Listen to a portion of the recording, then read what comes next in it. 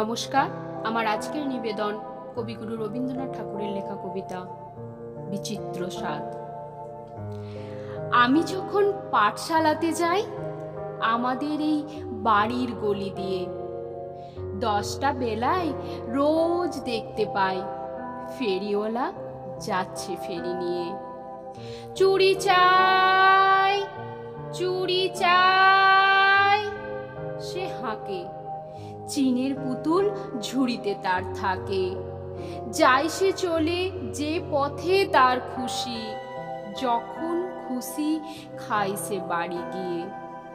10টা বাজে, 10:30 বাজে, নাইকো তারা হয় বা পাছে দেরি, ইচ্ছে করে স্লেট ফেলে দিয়ে অমনি করে বেড়াই নিয়ে ফেরি।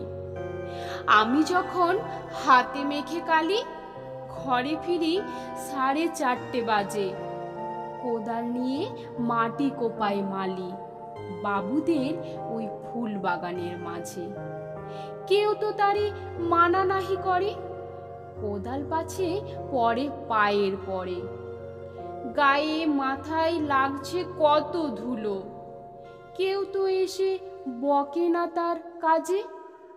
মা তারে তো পরায় না সাব জামা, ধুয়ে দিতে চায় না ধুলোবালি। ইচ্ছে করে আমি হতাম যদি বাবুদের ওই ফুল বাগানের মালি।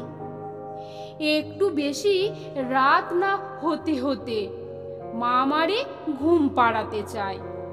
জানলা দিয়ে দেখি যে পথে পাকড়ি পরে পাহারাওয়ালা যায়।